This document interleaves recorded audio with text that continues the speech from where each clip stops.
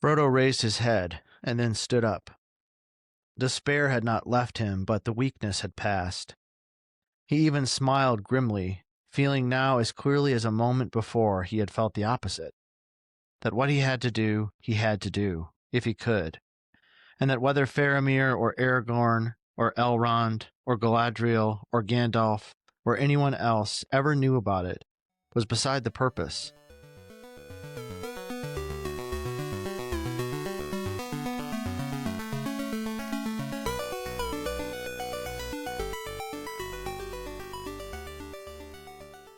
Welcome to the Wayward Wizards podcast. Today we are reading Book 4, Chapter 8, The Stairs of Cirith Ungol. That's Logan. I'm Zach. Hello. What do we think? I like this chapter a lot because it's about walking again. It's like climbing more, more than walking, I guess. That's What is climbing but walking upwards? Vertical walking, yeah. Yeah, it's so consequential. Like there's some real action. Of course, like next chapter is one of the most terrifying chapters in the whole book. That's and so good. Tons of heart-pounding action next chapter. But yeah, things of consequence happen. We see the Witch King in all of his glory, leading an army out of this city of ghosts, you know. But there's also all this like meta narrative stuff on like the nature of stories. Yep. And like the importance of stories, and are we in a story right now? What people are going to tell the story of this thing that we're doing? Oh, and we're actually part of a story that has never really ended, like the story of Beren and Luthien and the Silmarils. And yeah, there's just lots to love in this chapter. Lots of not giving up. I know. It's so great. And the you know, I was looking over my underlining, there's like whole paragraphs that I just underline the entire thing. Oh, big time. You know that I think Tolkien's really in his bag when you're doing that.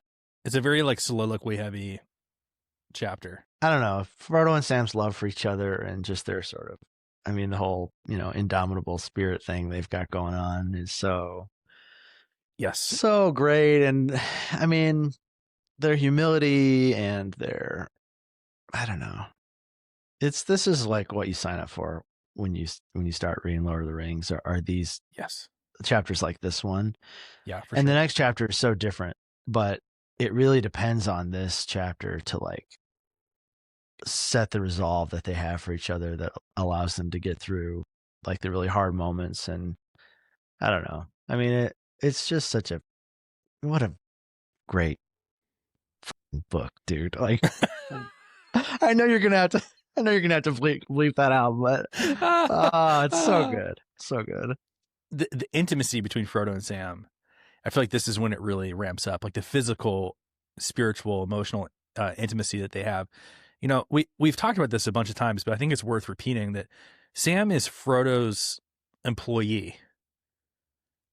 In a class system that, as Americans reading this, I think we kind of almost like forget that Sam is his servant, his like underling. And if you had like your gardener, if you were like the master, the gardener wouldn't be holding his hand or putting his arm over his shoulder and letting him sleep in his bosom. Yeah. Yeah, this is a type of intimacy that would be uncommon for this type of relationship. Did we ever talk about the bagman thing? I seem to remember having read about Tolkien in the war, as an officer, right, having kind of like a assistant. It's not a bagman; it's a batman. Sure, that's or right. Batman probably would be how it'd be pronounced. If you want to read more about that, the book Tolkien's War by Garth is an incredible kind of accounting of that. But yeah, I mean, all these class things definitely come up. I mean, Tolkien, as we've mentioned before, was an orphan who was raised, in this very high class English, or I should say very class-based English school system. And he made it all the way up to Oxford, but he would have had classmates who had servants that lived on campus with them and like did all their laundry or whatever, you know. It's hard to imagine. Yeah. And so like he did not have that type of privilege. He had to pay his own way. But when he was an officer in World War I, he did have a Batman, and like I think, or Batman, however you pronounce it. And he said pretty explicitly in his letters that the character of Sam was inspired by the the way of speaking, the manner of behavior that he saw with these Batmen in the trenches in World War I, and or he would have called it the Great War. So yeah, I don't think that's a stretch. I think that's actually like a really intuitive read on your part. Yeah. So that piece, you know, Sam as an employee, as your gardener, but also somebody you grew up with, who lived like literally at the end of the block, right? Yeah, yeah. Or almost on your end of the bag. on your property, right? Yeah, the end of the bag. And somebody who, you know, you've like walked through hell with or whatever at this point, right? Yeah. That there's a way in which the class, so like the edifice of the class structure, It kind of breaks down. but it's important that the edifice of the class structure be there so we can see it break down. Yeah. And it underlines their intimacy in a way that is really special, I think. Yeah. I'm not arguing for the like institution of like The class system. Yeah. of like a class system, but I think that in the way it works in this book and in literature, it really is. It just helps highlight the kind of special nature of their relationship, I guess.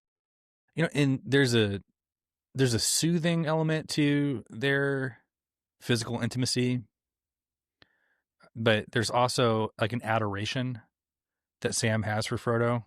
He has admired Frodo his entire life. Frodo is a special person, and he's kind of becoming like increasingly a martyr. I mean, and that's something that that specialness is something that Gandalf and Bilbo both identified too, right? So Absolutely. it makes sense. It makes sense that although Sam probably can't articulate it the same way that they would, that he would also have, you know, recognized that.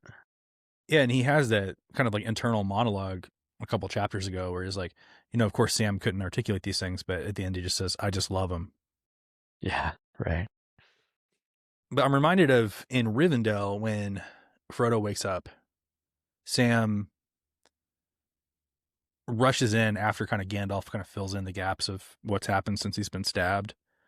Sam kind of rushes in and grabs Frodo's hand and like embraces his hand, like caresses his hand. It says that he blushes. Yeah, he's embarrassed by it. Yeah. And it's because he's kind of breaking a social rule by touching a superior, or like the gaffer would definitely call him his betters, you know? Yeah. But then like that kind of slowly starts to break down, you know? They're keeping watch over each other as they sleep. And we get these images of, or kind of these descriptions of Sam adoring the sleeping Frodo, like reflecting on how beautiful he is as he sleeps. You're describing his face and his hands. And now, like, as they're, you know, like about to enter into like hell on earth, they start to kind of physically hold each other's hands. And from here on out, there's lots of holding each other by the hand as they're kind of walking to their death. And then eventually Sam literally putting Frodo on his shoulders and carrying him bodily. Yeah. You know, so like all those conventions about physical touch just break down in this place. Yeah. Yeah. The closer they get to their like doom, right, is the more those pieces of culture become less and less important, and it's more and more important just to encounter and bear up under it as, you know, individuals, as human beings. Yeah, like this like foxhole intimacy that they have with each other. Yeah, that's a great way to describe it. Mm-hmm. Oh, what do you think? You ready to jump in? I'm ready to jump. So we ended last chapter with Frodo and Sam approaching this haunted city, Minas Morgul, and they pass sort of desecrated statue of a king, and the king's head has been decapitated, and a mocking stone has been placed on the king's shoulders with a red eye in the middle. But as they're walking by, they see the decapitated stone head on the ground, and it has a coronal, a crown of flowers growing. And Frodo says, "Look, the king has a crown again." And he concludes they cannot conquer forever. There's the idea that eventually the king will have a crown again. But they start walking towards this haunted city, and Gollum is becoming more and more agitated. He's constantly telling them to be quiet. He's constantly telling them to hurry up. He can feel this sort of the electricity in the air forming, and he knows that lightning's about to strike. And he's like, we cannot delay. But even as Gollum is telling them to hurry, to make haste, the burden of the ring is starting to make it increasingly difficult for Frodo to physically move through the world. It says, Frodo and Sam were plodding along with heavy hearts, no longer able to care greatly about their peril. Frodo's head was bowed. His burden was dragging him down again. As soon as the great crossroads had been passed, the weight of it, almost forgotten in Ithilien, had begun to grow once more. Then we get a description of the Minas Morgul, the city of ring wraiths. He juxtaposes it with, the idea that it's the city of the moon. But now it is lit, but not with imprisoned moonlight like it was. And I love this description.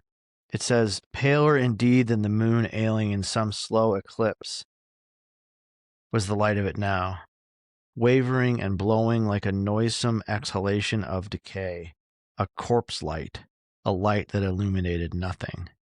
He refers to it as I'll have to note it when we get there. I think I underlined it.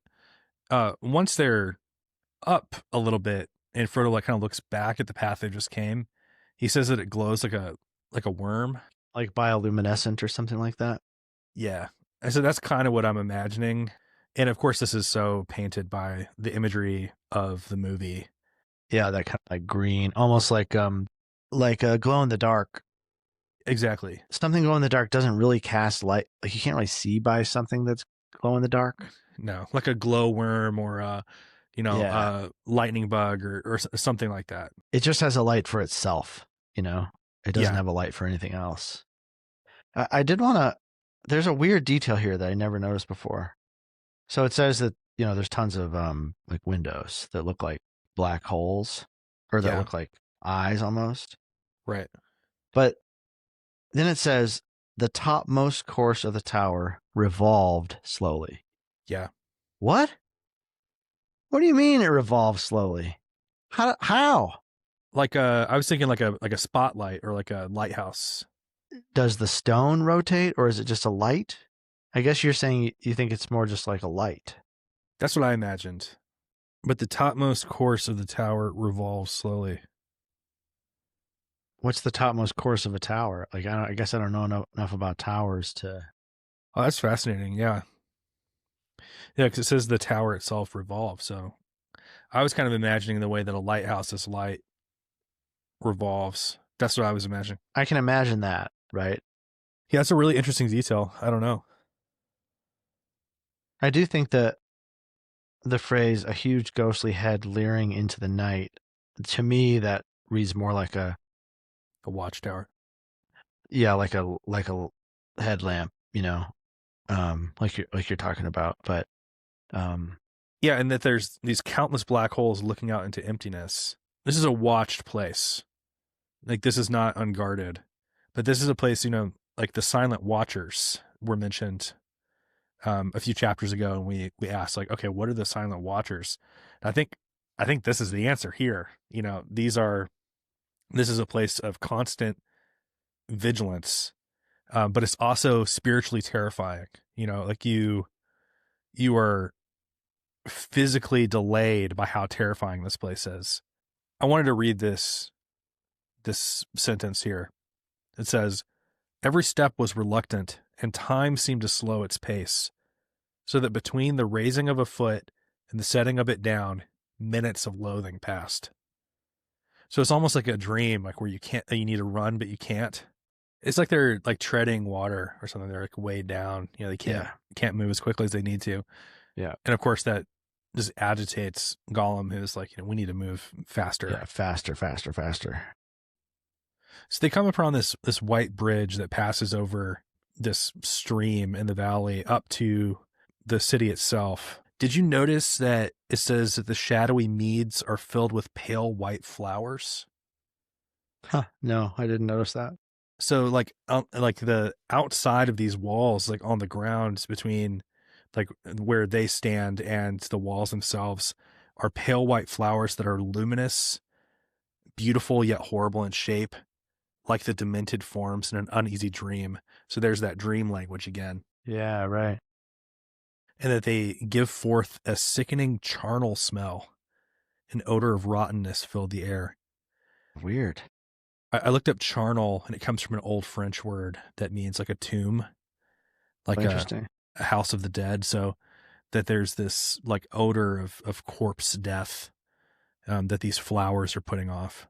I totally missed. I mean, I guess I read it, but I didn't note it at all. That's fascinating. So this white bridge, it says it springs from mead to mead. Figures stood there at its head, carven with cunning in forms human and bestial, but all corrupt and loathsome. I think that these horrifying, bestial, and man-like carvings are themselves the Silent Watchers that were alluded to earlier in this book. I think there's a sense that they are imbued with some sort of watching magic. But I think that this is interesting. That these horrifying statues seem to make a change in Frodo as well. Yeah. It says, then suddenly, as if some force were at work other than his own will, he began to hurry, tottering forward, his groping hands held out, his head lolling from side to side. But Sam and Gollum ran after him. And Gollum is just distraught. He goes, no, not that way. Not that way, no. And Sam says, come on back, not that way. Gollum says not, and for once I agree with him. So it's almost like it's like a tractor beam that's like pulling Frodo towards them. Yeah. Once Sam, grabs him, it says that Frodo passed his hand over his brow and wrenched his eyes away from the city on the hill.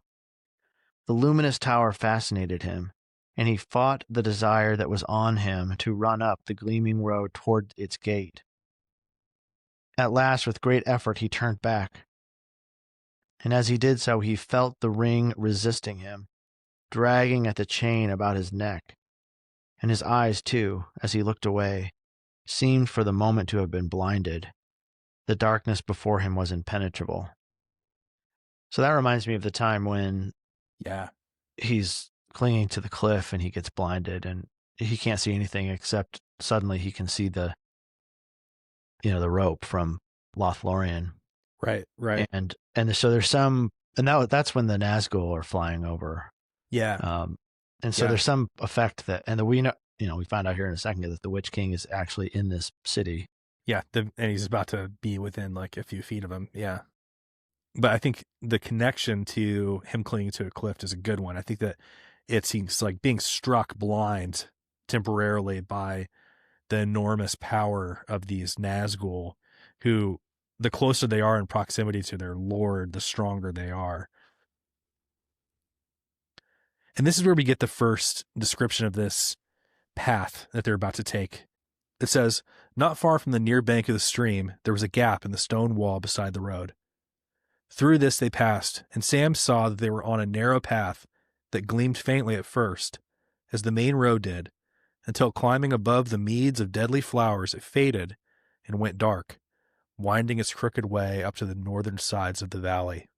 And so, glancing over their shoulders, all as they go, they slowly labor on this narrow, precarious path that makes its way up higher and higher, with this absolute sheer drop to their right as they're moving their way up. And it's hard going, and they're so burdened that it says at last they could go no further without a halt. And so Frodo stops and just basically collapses on top of a stone. So they're exposed here, you know. Yeah, they're just on the sort of this sheer cliff face, or in a way, right? Or not cliff face, but this mountainside. So like now you can imagine, you know, the open air is to their right. There's kind of like a sheer wall to their left, and this like thin path making its way up this cliff face. And so you can imagine as this army is about to come out, if they were to look up and right, they'd be right there. They're fully exposed. See 3 little guys up there. Yeah. Yeah. It says that they, you know, sit on top of this just bare rock in a bay in the valley side. And Frodo says, I must rest a while, Sam. It's heavy on me, Sam lad, very heavy. I wonder how far I can carry it. Anyway, I must rest before we venture on to that. And he points to the narrow way ahead. And Gollum is like, would everybody please just shut the heck up? Like, this is not the Shire, okay? We are not on a walking party in the Shire. Everybody needs to quit talking. Yeah. That's an exact quote. Yeah, that's what it says right here. Says he puts his fingers to his lips and just says, shh, shh. There's a way in which Gollum's fear is like compelling. Yeah. Otherwise they might just lay here and die. Yeah. They're so. Yeah. And like Frodo and Sam are not scared enough. No. Yeah. You know?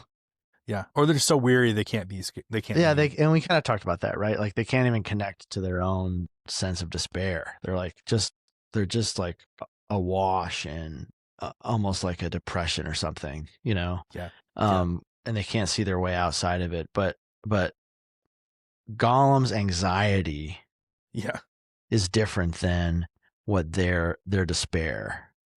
Like he does not have despair really. He's so compelled to like get the ring back, to keep it safe, to keep it out of the hands of Sauron, that his anxiety is like the thing that's like, okay, you rested long enough. You have to be quiet, like shut up, get up, keep moving. Yeah. Yeah. If you get caught by these guys, then all is lost for me. Yeah. But if you get caught by the person that I want you to get caught by, then I can win. Yeah. And so he's got all the agitation of someone who's like being a sneak, right? Exactly. Which we really find out next chapter what a sneak he's been, and how right, you know, Sam is about Gollum, and also how wounded he is by being called a sneak. Yeah. He talks so much about his promises in the next chapter, what he promised to do and how he's actually fulfilling his oath. And it's really psychologically rich.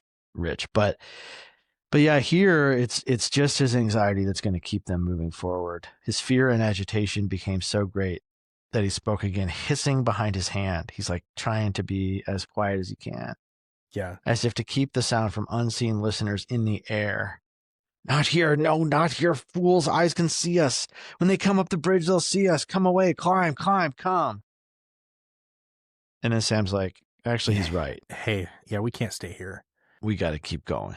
And Frodo's like, okay, I guess I'll try. It says he's speaking half asleep. So he's like not even like fully awake as he's saying this. But right at that moment, there's this like rending of the earth. And it says, with searing suddenness, there came a great red flash far beyond the eastern mountains. It leapt into the sky and splashed the lowering clouds with crimson. In that valley of shadow and cold, deathly light, it seemed unbearably violent and fierce. Then came a crack of thunder, and Minas Morgul answered. There was a flare of livid lightnings. So this is some sort of signal. Yeah, they can like signal to each other with the volcano. Yeah. Right? Like, yeah. At least that's what I imagine, is that there's like an earthquake, right? And a bunch of magma gets ejected, and that's the signal to Minas Morgul to send march. The army. And right when this happens, there's this cry that's like, you know, a shrill neighing of horses and the harsh high voices as of birds of prey. And there's a rending screech, and it's a piercing pitch beyond the range of hearing. So you can just like feel this like, you know, this terrible screech that comes out of the gates of the city. And the hobbits just throw themselves on the ground and cover their ears because the sound is so terrible. And then out of the gates comes an army. All that host was clad in sable, dark as the night. Against the wan walls and the luminous pavement of the road, Frodo could see them. Small black figures in rank upon rank, marching swiftly and silently, passing outwards in an endless stream. Before them went a great cavalry of horsemen, moving like ordered shadows. And at their head was one greater than all the rest, a rider, all black, save that on his hooded head he had a helm like a crown that flickered with a perilous light. Now he was drawing near the bridge below, and Frodo's staring eyes followed him, unable to wink or withdraw. Surely there was the Lord of the Nine Riders, returned to earth, to lead his ghastly host to battle. Here, yes, here indeed was the haggard king whose cold hand had smitten down the ring-bearer with his deadly knife. The old wound throbbed with pain, and a great chill spread toward Frodo's heart. Chilling. All the alliterations here are just so interesting. Let's see. Save that on his hooded head he had a helm like a crown that flickered with a perilous light. So that's 1, 2, 3, 4, 5, 6 H's in a row. That's cool. That's impressive. Yeah, it really is cool. It's just so menacing. The Lord of the Nine Riders returned to Earth to lead his ghastly host to battle. But basically, as soon as he reaches this bridge, the entrance of the bridge, the rider halts suddenly, and the narrator says, maybe it was the ring that called to the Wraith Lord, and for a moment he was troubled, sensing some other power within the valley. And as Frodo waits, unable to take his eyes from the ring wraith, he begins to feel the urge to put the ring on. But great as the pressure was, he felt no inclination now to yield to it. He knew that the ring would only betray him, and that he had not, even if he put it on, the power to face the Morgul King. Not yet. Not yet. That is an interesting sentence, isn't it? Fascinating. So we can kind of feel we can kind of see a peeking through of the psychology of Frodo here, that not yet holds a lot. Because you have to imagine in the back of his head, we never get a ring-induced monologue from Frodo. No. We never hear what the ring promises him. Right. But that to me at least implies that he has some sort of delusion that were he to claim the ring, he could face down the ring race. Calamity from the darkness. Yeah. This incredible army that's marching. Right. But this pull, this feeling that he has that he has to put the ring on, it becomes greater and greater. Like the pitch of it is rising in his own head. Yeah. The way Frodo, or the way Tolkien describes Frodo observing himself. Yeah. Is so interesting and just compelling. It really jumps out and grabs your attention, I think. Although we've just been told that he knows the ring would only betray him, it also says there was no longer any answer to that command in his own will, dismayed by terror though it was, and he felt only the beating upon him of a great power from outside. It took his hand, and as Frodo watched with his mind, not willing it, but in suspense, as if he looked on some old story far away, it moved the hand inch by inch toward the chain upon his neck. So this is all against his will. Yes. Then his own will stirred. Slowly it forced the hand back and set it to find another thing, a thing lying hidden near his breast. Cold and hard it seemed as his grip closed on it, the phial of Galadriel, so long treasured and almost forgotten till that hour. As he touched it, for a while all thought of the ring was banished from his mind. He sighed and bent his head. That description of Frodo being compelled by the power of the Witch King to reach for the ring, and then for his will to just come in. And there's a way in which the will is weaker. and stronger. I just think it's psychologically amazing. Well, he's like bifurcated in the same way that Gollum is, right? Yeah. He has conflicting desires that are battling each other.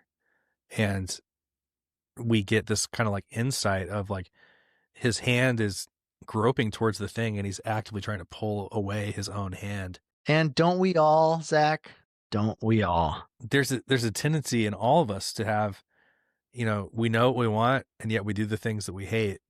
Like that's part of human nature. It's just a fascinating, but he reaches for help. Like he has been given this tool, and what does he use to fight the darkness? Light, celestial light, starlight, and captured in this file, right? And as he grabs this light, it says for a moment the thought of the ring was banished from his mind, and he sighs and bends his head down. And the moment that happens, the Wraith King, the Witch King of Angmar, turns and spurs his horse, and he rides across the bridge. And it says, maybe the elven hoods defied his unseen eyes, and the mind of his small enemy, being strengthened, had turned aside his thought. But he was in haste. Already the hour had struck, and at his great master's bidding, he must march with war into the west. It says that in this moment he thinks about Faramir. Yeah, he says a little prayer to Faramir. Says, the storm has burst at last. This great array of spears and swords is going to Osgiliath. Will Faramir get across in time? He says, and other armies too will come. I am too late. All is lost. I tarried on the way. All is lost. Even if my errand is performed, no one will ever know. There will be no one I can tell. It will be in vain. And then, overcome with weakness, he begins to weep. So he has this sense now where he's just like, even without the ring, Sauron's forces are so powerful that they'll be able to defeat Gondor, and then Rohan, and then march to Rivendell, and then march right to the sea. Like nothing is going to stop them. He's like, he doesn't need the ring to do these things. It's like, even if I succeed, the world will still fall into Sauron's hands. And that's when he falls asleep. He swings back and forth between being fortified and feeling despair. He's just touched the file of Galadriel, which fortified him against, the call of the ring and the power of the Witch King. And then watches, rank upon rank of these soldiers crossing the bridge. And then falls into despair again. Falls into weeping. It's interesting that he sees himself sort of on stage. Yeah. No one will even know. Like, I'm not even on stage. Even if I succeed, like, this is just going to, this is inexorable. Everyone who would care if I completed this thing is going to be dead. Yeah. And then he sort of falls out of the world, right? He falls asleep. Yeah. And he's given like an image of the Shire, right? Yeah. It's so interesting that he's kind of dreaming. And again, like waking and dreaming is being mixed. We had that conversation about the way that happens sometimes way back in the first book, when is it Mary is knocking on the door? Yeah, in the candlelight, and he hears thunder. Yeah. And so that's happening here too a bit. But it's Sam, saying, "Wake up, Mr. Frodo, wake up." Yeah, it's like Sam is saying, "Wake up, Mr. Frodo, wake up." And it says like he wouldn't have been surprised if he added, "Your breakfast is ready." Right, exactly. And then again, Frodo swings back toward. We've talked about like how helpful a nap or a little sleeping on it can be, and I think we could also just say this is as simple as the fact that Frodo needed some rest. Yeah, but because he got some rest, although despair had not left him, his weakness had passed. So like, there's a way in which like just because you're in despair doesn't mean you give up. Like your will still has some power, to keep you going. It seems like that the sapping of his energy came from the presence of this like evil. Yeah, I think that's true. Yeah. Of the Witch King of Angmar, and now that he's passed, he's still like dead tired, but he doesn't have that like spiritual burden anymore, and so he's Right. like able to get up and move. And it's just stated so simply and beautifully. What he had to do, he had to do. Yeah. Whether all these powerful people, Faramir, Aragorn, Elrond, Galadriel, Gandalf, or anyone else ever knew about it, yeah, he's going to pick up his staff. He's going to take the file in his hand, his talismans, right? yeah, that's right. And we talked about how the staffs are sort of blessed or something by some, yeah, with words of returning. Is that what it was?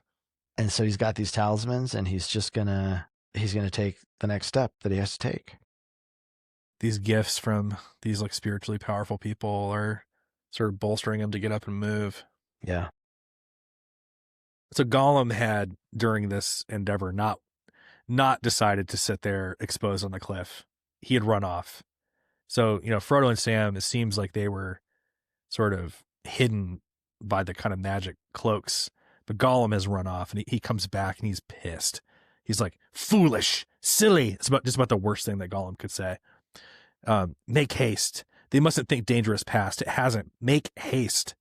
And so he begins to pull them back along to this like kind of new stage of this stair. Yeah. Yet the descriptions of the stairs are so interesting. It's steep. It's almost as steep as a ladder.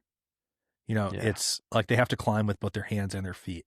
And it's perilous. Like every once in a while they'll step on a stair and it'll just crumble beneath their feet. Yeah, give way. Terrible. After they get through this, Gollum gives them like a little pat on the head and says, first stairs passed. Clever hobbits to climb so high. Very clever hobbits. Just a few more little steps and that's all.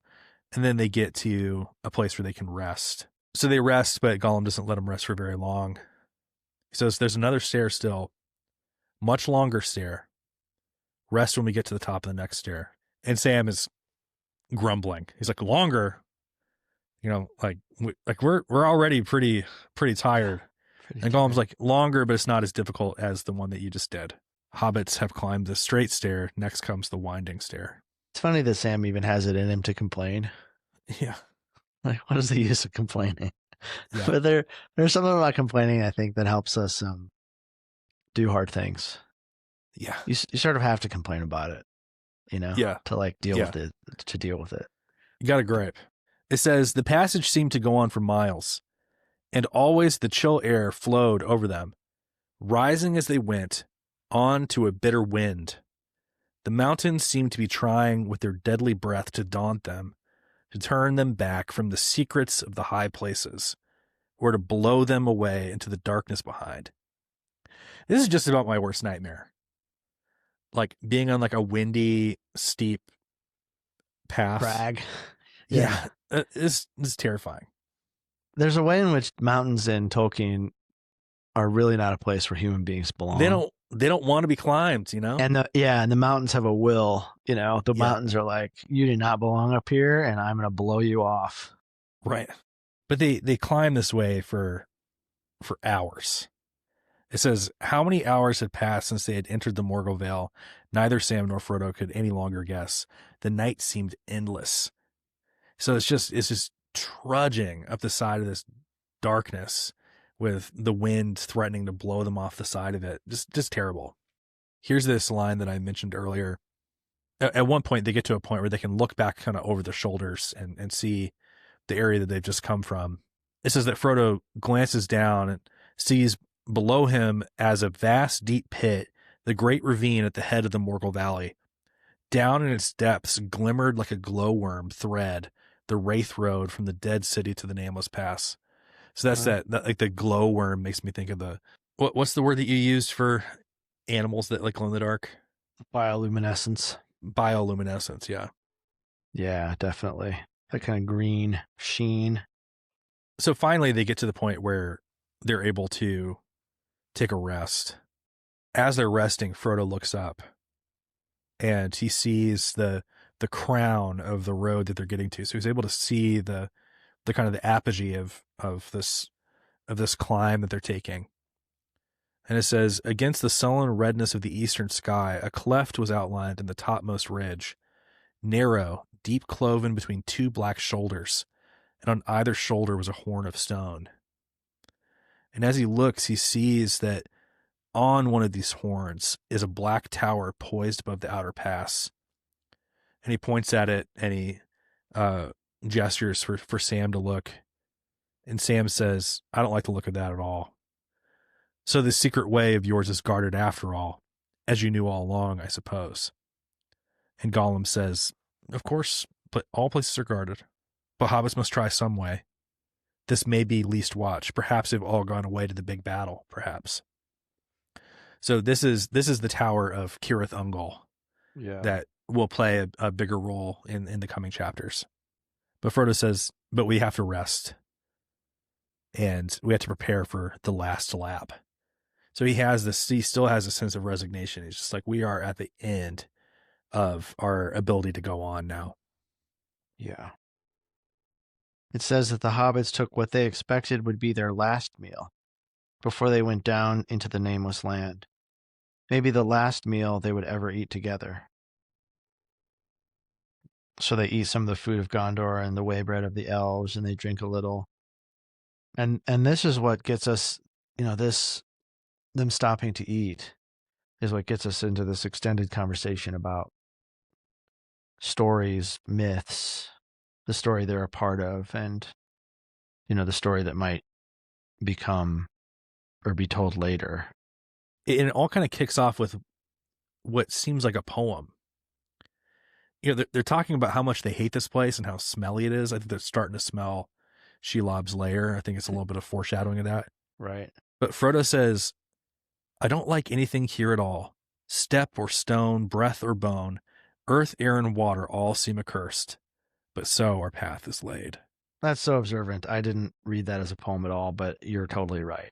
So our path is laid. And so that idea of the path being laid, as part of like a epic poem, and then jumping into all this idea of the story they're a part of and who's going to tell this story later. Sam essentially says, that when he was a kid, he always wanted to be a part of a story. Yeah. Because he felt like stories were just something that heroes decided to do because life was a little dull. Right. Yeah. But he goes, but that's not the way that it is with the tales that really mattered, or the ones that stay in the mind. Folk seem to have just landed in them usually. Their paths were laid that way, as you put it, but I expect they had lots of chances like us of turning back, only they didn't. And if they had, we shouldn't know, because they'd have been forgotten. We hear about those as just went on. Not all to a good end, mind you. At least not to what folk inside a story, and not outside it, call a good end. Coming home and finding things all right, though not quite the same like old Mr. Bilbo. But those aren't always the best tales to hear, though they may be the best tales to get landed in. I wonder what sort of tale we've fallen into. I love that. I expect they had lots of chances like us of turning back. Only they didn't. If you play the drinking game where one of the hosts or both of the hosts cry, you can take 2 shots now. So moving. It's very moving. And I also love that he says, we hear about those as just went on. And then he gets to the point, though, where he says, like, coming home and finding things all right. They're not quite the same. So even the end of a good story has like a bittersweet, right? Yeah. Quality to it where you can't really come home again to the place where you were because you're not the same person. And that's definitely a bit of foreshadowing of what's to come. Yeah, absolutely. When they return home as well, though it's much more dire than it was when Bilbo returned. I love what Frodo says here. He goes that when you're listening to a story, you can guess as you're listening to it whether the story is going to have a happy or a sad ending. But the people in the story don't know, and you don't want them to. God, so good. And here's a bit of the Silmarillion coming in. Anybody reading this story in 1954 or 55 has no idea what Sam is talking about here. But he says that's just like the story of Beren and how he went and cut the Silmaril from the Iron Crown in Thangarodrim. And that was a worse place and blacker danger than ours. That's a long tale, of course, and goes on past the happiness and into grief and beyond it. And the Silmaril went on and came to Eärendil. And why, sir, I never thought of that before. We've got a bit of that light in the star glass that the lady gave you. Why, to think of it, we're in the same tale still. It goes on. Don't the great tales never end? So a little bit of background. The Silmarils are precious stones that caught the light of the trees in Valinor. Those trees were destroyed by Satan himself, Morgoth, with the help of a giant spider called Ungoliant. Shelob's mom. Yeah, Shelob's mommy. So they're kind of like the last remnant of this perfect light from these trees. Yeah, like the original light of creation, kind of. Yeah. Right. Well, yeah. not the original ones, because there were towers before that. Oh, really? Well, see, this shows what I know.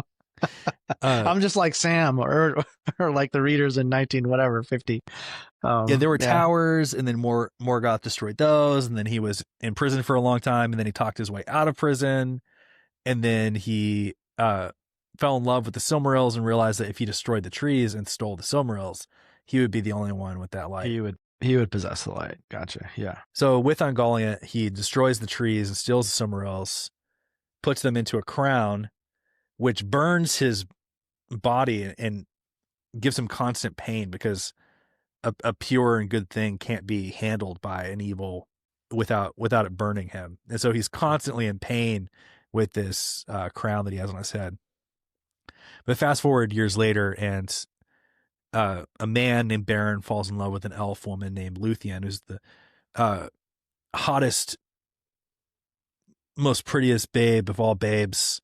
And he decides that he wants to marry her, but her father says that the only way they could ever get married is if he steals one of the Silmarils from the crown of Morgoth. It's like an impossible task. Impossible. Yeah. But with the power of true love and a magical horse-sized talking dog, he and Luthien go, and she actually dances and like puts him to sleep with the beauty of her dancing. And Beren goes and cuts the Silmaril from the head of the devil in the den of hell. Long story, definitely worth reading in the Silmarillion.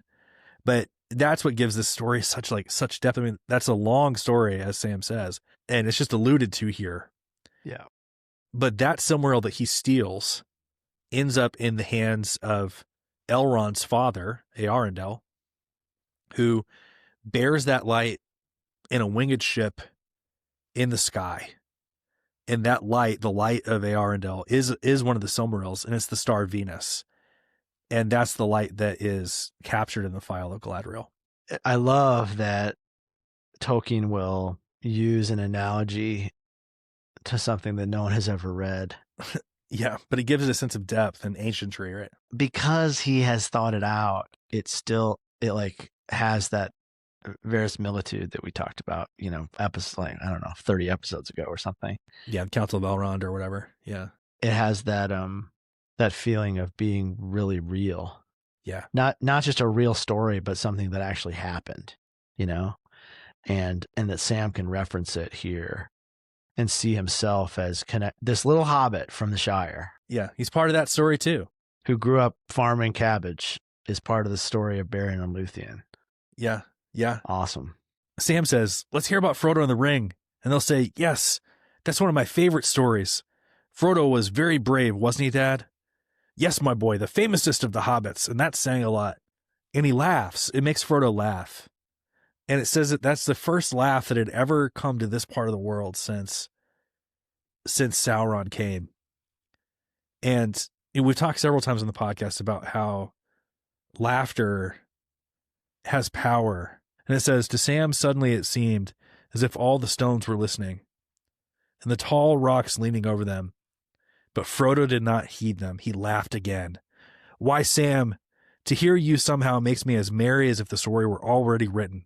But you left out one of the chief characters, Samwise the Stout-Hearted. I want to hear more about Sam, Dad.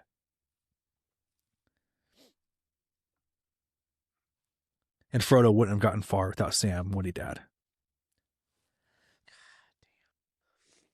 Ugh. Now, Mr. Frodo, said Sam, you shouldn't make fun. I was serious. So was I, said Frodo. I love that Frodo says, look, we shouldn't get ahead of ourselves here. We're still in the worst part of the story. Like, right. Here we are. We're stuck in the worst part of the story, and we're talking about the end. Like, we're going a bit too fast. It's like we're a little ahead of ourselves here. It's still too likely that some will say at this point, shut the book now, Dad. We don't want to read anymore. Yeah. But Sam has so much hope, He just is like, I wouldn't be one to say that. I want to hear the whole thing. He says, why even Gollum might be good in a tale. Better than he is to have by you anyway. Yeah. And he used to like tales himself once by his own account. I wonder if he thinks he's the hero or the villain. And so he cries out, hey, Gollum, would you like to be the hero?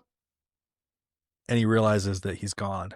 And of course, as we mentioned, from here on out, anytime Gollum is gone, he's up to no good. He's bowing down in front of Shelob. That's right. And Sam says, I don't like that he's sneaking off without saying where he's going. And least of all now, he can't be looking for food up here. Not unless there's some kind of rock he fancies. And he's certain that he's false, that he's up to no good. Like there's a lot of self-awareness here. It's not like they're fully taken by surprise by the fact that Gollum is about to betray them. But Frodo assures Sam, he goes, I don't think that he's off, selling us to orcs. He says, if it's anything, it will be some little private trick of his own that he thinks is quite secret. So Frodo is very smart. He's very self-aware here, but he's not in any way tricked by Gollum's sort of outward promises. He knows that Gollum is thinking of betraying them.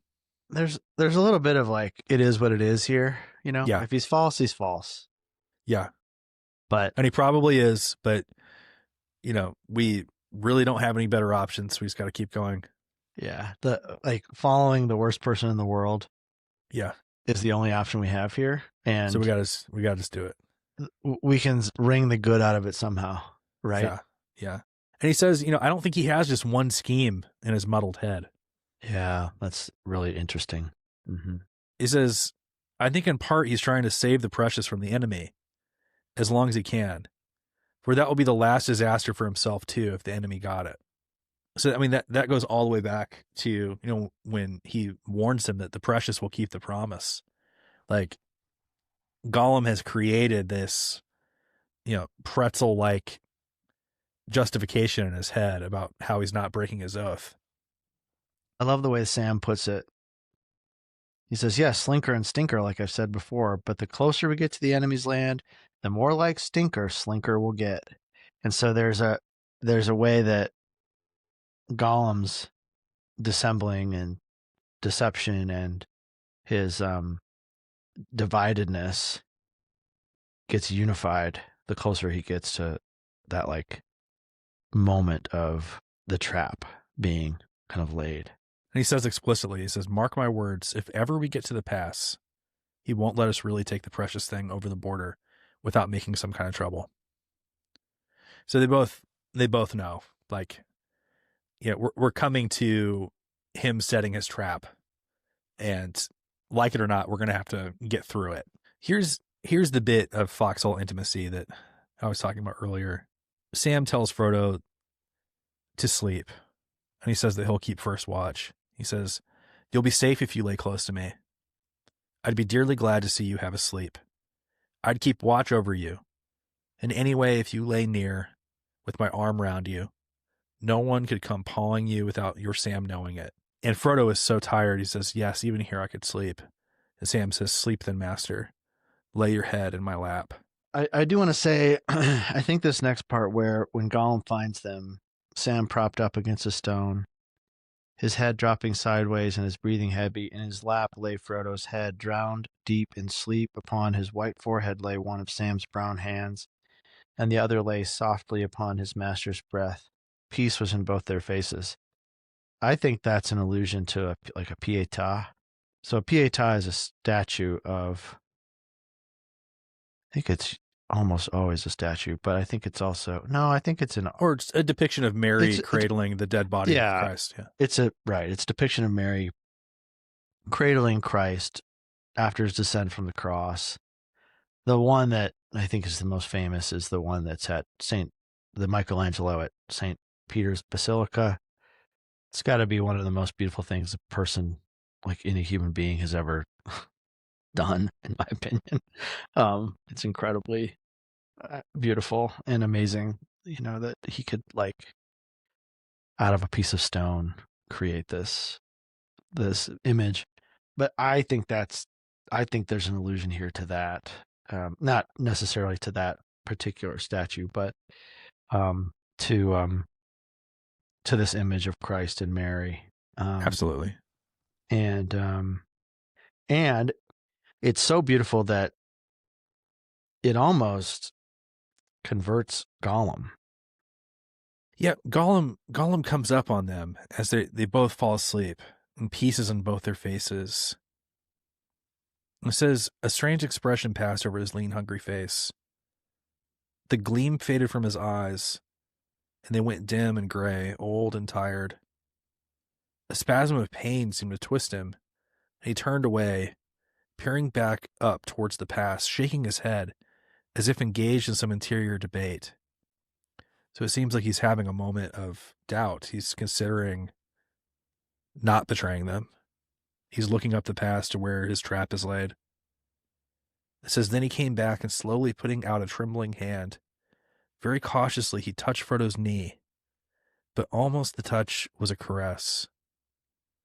For a fleeting moment, could one of the sleepers have seen him, they would have thought that they beheld an old, weary hobbit, shrunken by the years, that had carried him far beyond his time, beyond friends and kin, in the fields and streams of youth. An old, starved, pitiable thing. So he wants to touch Frodo in the same way that Sam is. Yeah. He wants to participate in that intimacy.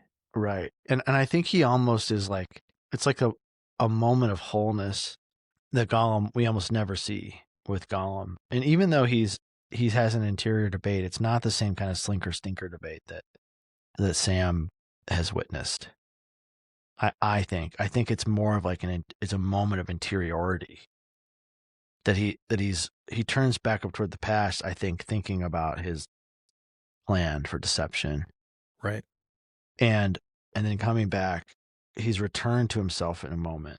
The gleam goes out of his eyes, and we see, we get to see this image of him as who he was, or who he would have been.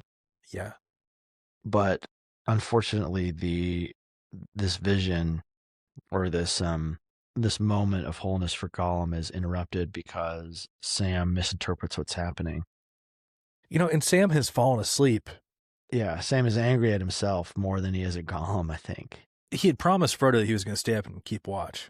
And as he's letting Frodo sleep, he goes, no one could come pawing at you without your Sam knowing it. And he wakes up and he sees Gollum, and it says that the first thing he saw was Gollum pawing at Masters, he thought. So, like, this very thing that he's promised he wouldn't let happen is happening. Yeah. He misinterprets it, and he looks at it uncharitably. We can hardly blame Sam here.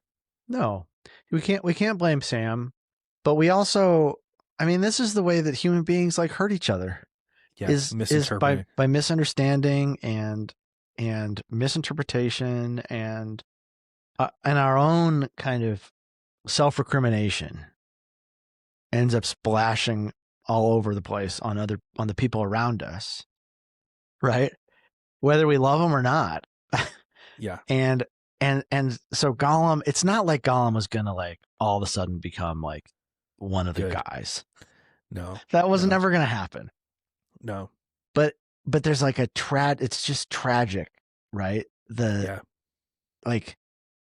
Sam's weakness is tragic. Gollum's entire situation is tragic. Yeah. And we've just heard that they're part of this story. They're in the darkest part of this story. But even in the darkest part of the story, there's like this glimmer of hope for Gollum that gets just dashed onto the rocks. Because Sam wakes up and he goes, what are you doing? What are you up to? And Gollum says, nothing, nice master. And he says it softly. So you can almost like read sincerity in that. He's like, I'm not doing anything. And maybe in his head he's thinking, actually, I've been sneaking, but in planning to lay this trap. But now I'm reconsidering. You can almost hear that internal thought going through his head. Oh, yeah. And then Sam says, what have you been up to? Sneaking off? Sneaking back, you old villain? That's exactly what he's been doing. He's been like letting Shelob know, hey, some fresh meat is coming. And it says, after that, the fleeting moment passed beyond all recall. And he hisses out, sneaking? Hobbits always polite. Oh yes, nice hobbits. Smeagol brings them up to secret ways that nobody else could find. Tired he is, thirsty he is. Yes, thirsty. And he guides them and he searches for paths. And they say, sneak, sneak. Very nice, friends. Oh yes, my precious. Very nice. So he's called out for doing exactly the thing that he was doing. Right. But it's also like Sam's judgment. Yes. That like returns him to that identity as a sneaker, It snaps him right back. He doesn't even, he just gets a moment to like experience some guilt, but he doesn't get to like repent, No. And Sam would never let him repent. And it's just, it's such a tragic moment for everyone involved. I made a note to come back to this quote here. He had all the injured air of a liar, suspected when for once he had told the truth or part of it. This is like the way Gollum is, He is a liar. He is a sneak. And when someone calls him a liar, calls him a sneak, he becomes infuriated because they're telling him the truth. Yeah. That he doesn't want to accept about himself. So he calls other people liars. He calls other people sneaks. And I want to like hold that word sneak in our mind for next week. Because when violence finally erupts between Sam and Gollum, this thing that's been brewing for days and days, what does Gollum call Sam as he's about to try and kill him? Calls him a sneak. Yeah, interesting. This word that Sam injures him with, sneak. Like Sam's lots of things. He's not a sneak. No, he isn't. So Gollum calls Sam the thing that he hates about himself. Yeah. Yep. That's just some real deft, like psychological understanding from Tolkien. Yeah. Sam feels remorseful for, the way that he has treated Gollum. He kind of like snaps out of it, and he admits, he's like, oh, the reason why I snapped at you is because I knew that I shouldn't be sleeping myself. Yeah. But he gently wakes up Frodo, and Frodo says, hello, Smeagol, found any food? Had any rest? And Smeagol says, no food, no rest, nothing for Smeagol. He's a snake. So there's that passive aggression coming out. Frodo says, don't take names to yourself, Smeagol. It's unwise whether they're true or false. So this is not, it's good advice from Master Frodo. Yeah, it's like, be kind with yourself.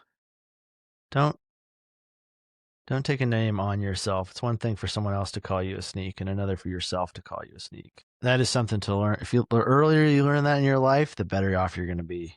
I think Smeagol's a little too far gone.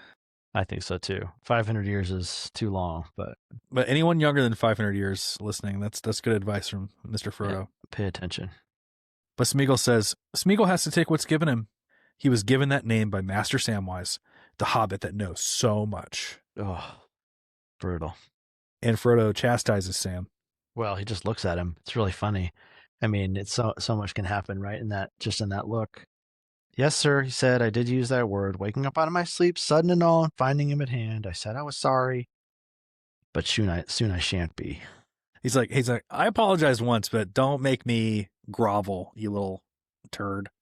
He really did apologize too. I think that's important. I think it was a sincere apology, but he's kind of written his death sentence with that accusation, even though it was a true accusation. Yeah. And Frodo here, he releases Gollum from his oath. He says, you've done what you promised and you're free to go back to food and rest, whatever you wish to go, except to the service of the enemy. And one day I may reward you, I or those that remember me. So he says, like, hey, like, I consider your oath fulfilled. Like, if you want to go, we can take the last steps on our own. Whatever they may be. Like, we're probably going to die, but maybe even, those who remember me will repay you. And Gollum refuses it. And he says, no, you can't find the way yourself. So no, indeed. There's the tunnel coming. Smeagol must go on. No rest, no food. Not yet. And that's how the chapter ends. Gosh, I never noticed that before, that he releases him from his oath right there. Yeah.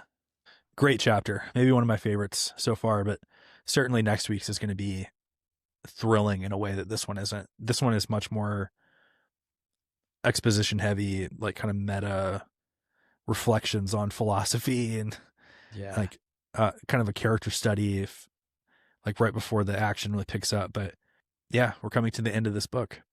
Well, thanks so much for listening to the Wayward Wizards radio program. Next week, we will be reading Book 4, Chapter 9, Shelob's Lair. If you want to help out the podcast, subscribe on Apple Podcasts, on Spotify. Leave us a review, and a 5-star rating and a blurb go a long way to helping people find the podcast.